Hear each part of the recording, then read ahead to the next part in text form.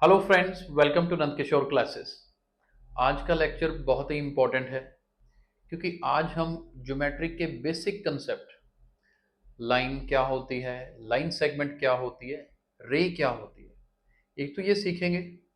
और दूसरा, कई बार छोटे बच्चों के लिए क्वेश्चंस आ जाते हैं, कॉम्प्लेक्स सी कुछ डायग्राम आ जाती है, उसी में ढूंढना होता है कि बताइए दो लाइन सेगमेंट्स इसमें कौन सी हैं, या इसमें रे कौन सी है, इसमें लाइन का नाम क्या लिखेंगे, कितने नाम लिख सकेंगे, राइट। बहुत सारे ऐसे क्वेश्चंस होते हैं जिसमें बच्चों को डाउट्स रह जाते हैं, इसीलिए आज का वीडियो बना रहे हैं।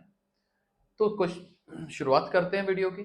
लेकिन सबसे पहले ऑब्वियस सी बात है, पहले तो ये सीखते हैं कि ये लाइन लाइन सेगमेंट होती क्या है, फिर उस तरह के क्वेश्चंस पे चलेंगे, राइट। मैं सबसे पहले शुरुआत करता हूं लाइन से कि लाइन क्या है।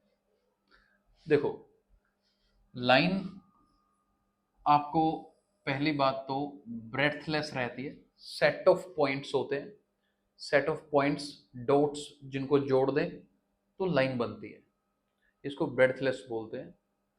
और इसमें क्या रहता है, दोनों तरफ एरो है, दोनों तरफ एरो है। एरो का मतलब क्या है, ना तो इसका कोई स्टार्टिंग पॉइंट, ना ही इसका कोई एंडिंग पॉइंट, ठीक है।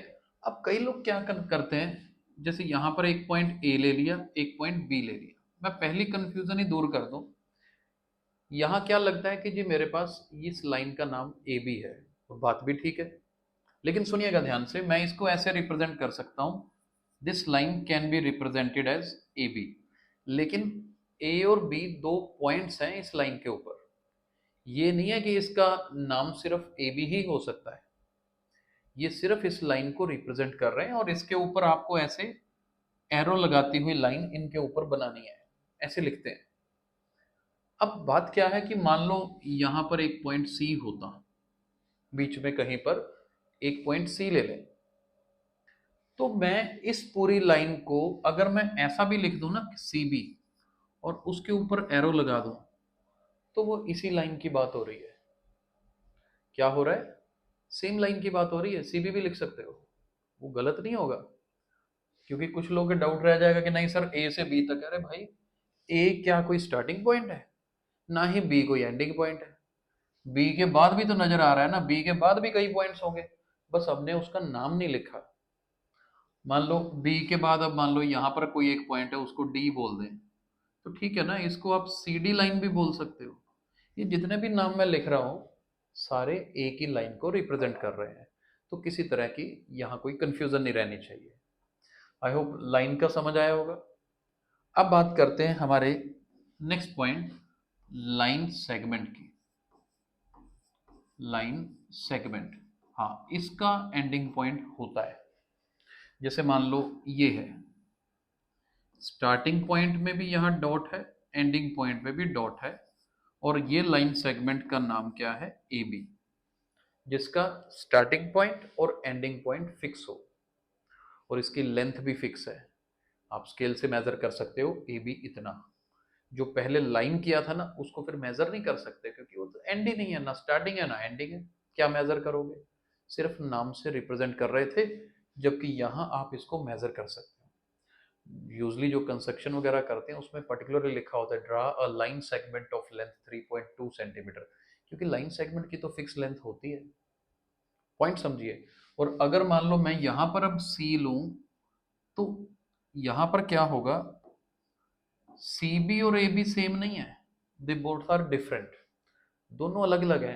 क्योंकि सी बी तो सिर्फ इतनी इतनी लेंथ है, जो कि ए बी से छोटी है, ठीक है। तो ये पॉइंट समझिएगा, अगर मैं सी से शुरू करूंगा तो सी बी एक अलग लाइन सेगमेंट काउंट होगी, starting point C, ending point B. तो लाइन सेगमेंट का स्टार्टिंग और एंडिंग पॉइंट दोनों होते हैं। और तीसरा पॉइंट हमारा है रे। रे में क्या होता है, स्टार्टिंग पॉइंट होता है। मान लो ओ है, यहां से कहां तक जा रहा है नहीं पता, बस ये रे है, जिसका हमें स्टार्टिंग पॉइंट पता होगा बट एंडिंग पॉइंट नहीं पता होगा। हाँ, इसको रिप्रेजेंट करने के लिए, नाम लिखने के लिए, यहां कोई एक पॉइंट ए ले लिया, तो आप इसको ऐसे लिख सकते हैं, ओ ए, ऐसे एरो लगा के, तो पता लगता है कि हाँ स्टार्टिंग पॉइंट ओ है जी, ए की तरफ जा रहा है, लेकिन ए इसका कोई लास्ट पॉइंट नहीं है। सेम रे में मान लो यहाँ कोई पॉइंट सी होता तो आप इसी को ओ सी भी लिख सकते हो कि ओ से स्टार्ट हो रहा है, सी की तरफ जा रहा है। ए और सी दोनों लाइन के ऊपर हैं। जब एंडिंग पॉइंट है ही नहीं तो ए और सी कोई एंडिंग पॉइंट थोड़ा है, इसके बाद कुछ और भी होगा।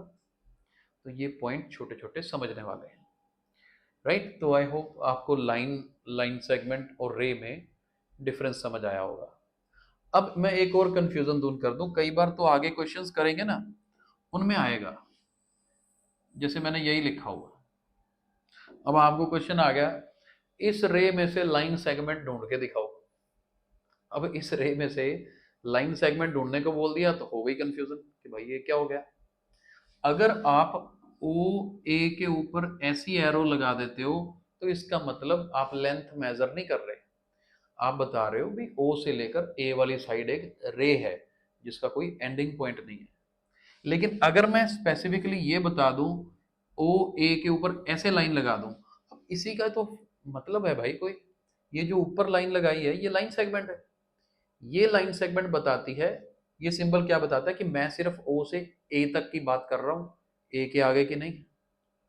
दोबारा सुनिए क्या हो रहा है कि मैं ओ से ए तक की बात कर रहा हूं, इसके आगे की बात नहीं कर रहा हूं। That means we are talking about specifically O A, जो एक लाइन सेगमेंट अपने आप हो गई, क्योंकि स्टार्टिंग पॉइंट ओ था, मैंने स्पेसिफिकली बोल दिया ए तक बात करनी है। लेकिन वो मैं मुंह से बोल के थोड़ा बताऊंगा पेपर में, कैसे बताऊंगा, ये ऊपर ऐसे लाइन सेगमेंट ऊपर लगाते हैं तो पता लगता है कि हाँ we are talking about line segment. तो ये पॉइंट नोट कर लीजिए, अभी रे के अंदर लाइन सेगमेंट ढूंढनी है तो मतलब एक पॉइंट से दूसरे पॉइंट तक के डिस्टेंस को बोलेंगे लाइन सेगमेंट। स्टार्टिंग से एंड तक तो वो फिर रे ही है। हाँ, और एक पॉइंट बता दूं, जैसे मान लीजिए ये एक रे है आपके पास, ओ पॉइंट से लेकर ए पॉइंट तक, बीच में कोई पॉइंट सी आ गया। अब आपने लिखा ओ ए इज ए रे, बिल्कुल ठीक है। कोई दूसरा पर्सन आएगा वो ये लिख देगा कि जी सी ए भी रे हो सकती है, मैं कहूंगा बिल्कुल हो सकती है, लेकिन ये दोनों सेम नहीं है। क्योंकि जब मैं सी से ए की तरफ जाऊंगा तो that means I am talking about C A ray only. Starting point तो अलग अलग हो गए ना, ओ स्टार्टिंग पॉइंट अलग था, सी अलग था। जब स्टार्टिंग पॉइंट अलग अलग है तो रे सेम कैसे हो सकती है, ये याद रखिए, क्योंकि इतना डिस्टेंस का तो फर्क आ ही गया ना स्टार्टिंग से लेकर यहाँ तक। तो छोटी छोटी बातें हैं।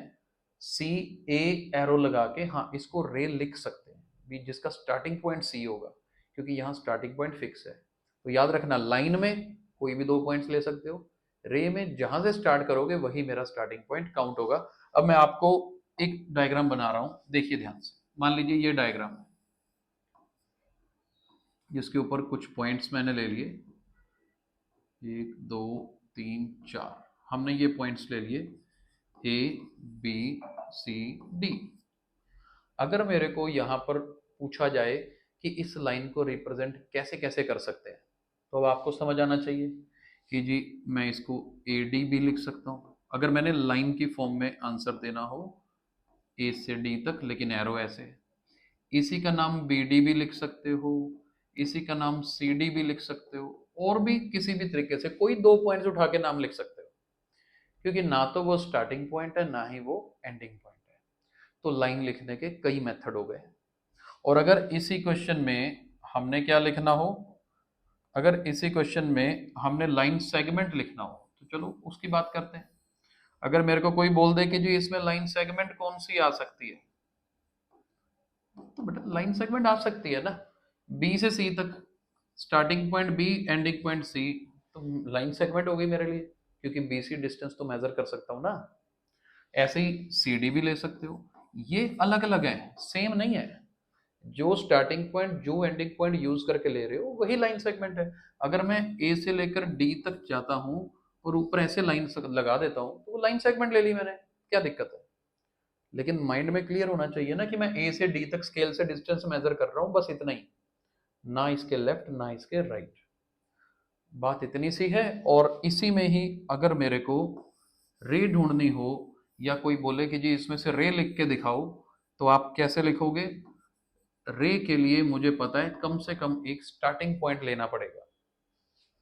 मान लो मैंने बी स्टार्टिंग पॉइंट ले लिया और डी तक गया, लेकिन इसके ऊपर एरो लगा दी, तो इसका मतलब पता क्या हुआ?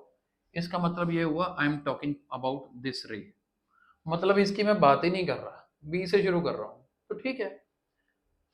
यानी इसी लाइन के अंदर मुझे रे ढूंढने को बोला गया था ना, मैंने ढूंढ दी। और भी तरीके बहुत हैं, ये देखिए, मान लो आपको सी से डी तक ले लो, ठीक है, रे अलग हो जाएगी ना। C D is a ray who starting point is C, ending तो है ही नहीं ना, डी तो सिर्फ रिप्रेजेंट करने के लिए है, जा तो आगे तक रही है। तो ये कंसेप्ट जो है ना, ये हम देखते हैं कि अक्सर बच्चे कंफ्यूज हो जाते हैं। 6th क्लास की बुक्स में आता है ऐसे क्वेश्चंस। 6 में जब बेसिक ज्योमेट्रिक आइडियाज टॉपिक आता है ना, उसमें ऐसे क्वेश्चंस आते हैं, अलग अलग तरह के क्वेश्चंस आएंगे जिसमें ढूंढना होगा। लेकिन मुझे उम्मीद है कि अगर ये बेसिक कंसेप्ट क्लियर होगा तो बच्चे गलतियां नहीं करेंगे। वैसे भी जो हमारा वीडियो है लगभग पेरेंट्स देखते हैं, तो मुझे लगता है ये हेल्पफुल रहेगा कि अगर पेरेंट्स, खास करके मदर्स, इस वीडियो को देख रही हैं तो जरूर अच्छे से इस कंसेप्ट को क्लियर करिए और अपने बच्चों को आगे करवाइए। Thank you so much.